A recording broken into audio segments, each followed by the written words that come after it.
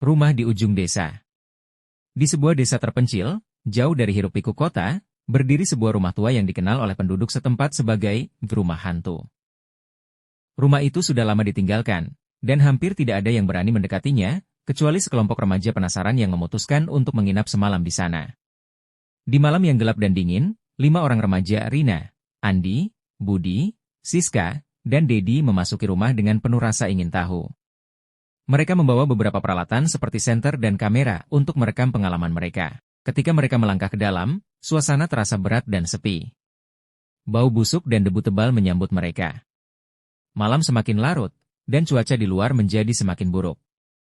Hujan turun deras, mengiringi angin yang menderu.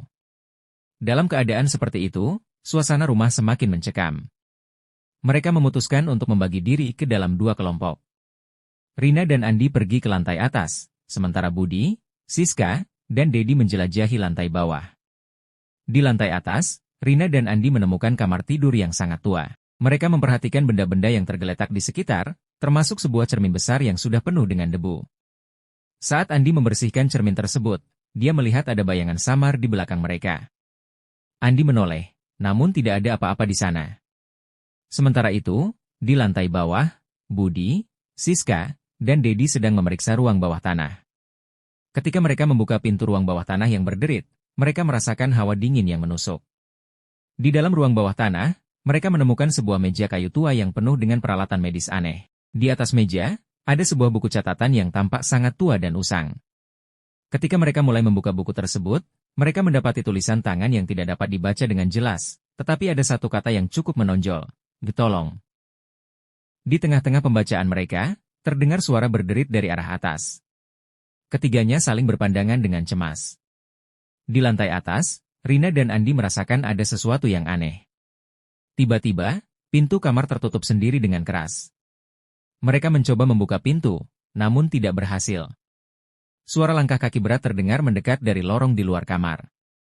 Ketika mereka akhirnya berhasil membuka pintu, mereka menemukan lorong gelap yang tampak berbeda dari sebelumnya. Lorong tersebut tampak lebih panjang dan berkelok-kelok. Rina dan Andi mengikuti lorong itu dengan penuh rasa takut, hingga akhirnya mereka menemukan sebuah pintu tertutup di ujung lorong. Di dalam ruangan tersebut, mereka menemukan sebuah meja yang penuh dengan gambar-gambar mengerikan dan catatan-catatan yang bercerita tentang eksperimen-eksperimen aneh. Di tengah-tengah ruangan, ada sebuah kursi yang tampaknya sangat tua. Tiba-tiba, lampu senter mereka berkedip-kedip dan padam. Ketika lampu kembali menyala, mereka melihat sosok hitam berdiri di sudut ruangan, menatap mereka dengan mata merah menyala. Rina dan Andi berteriak dan mencoba melarikan diri, tetapi sosok itu mengikuti mereka dengan gerakan yang sangat cepat. Di luar rumah, hujan semakin deras. Budi, Siska, dan Dedi merasa khawatir dan mencoba mencari teman-teman mereka. Mereka terjebak dalam keributan dan kebingungan, sampai akhirnya mereka menemukan Rina dan Andi yang ketakutan. Mereka semua memutuskan untuk melarikan diri dari rumah tersebut, tetapi saat mereka mencapai pintu keluar, mereka mendapati pintu utama terkunci rapat. Suara ketukan keras terdengar dari dalam rumah, dan mereka merasakan adanya kehadiran yang sangat mengancam.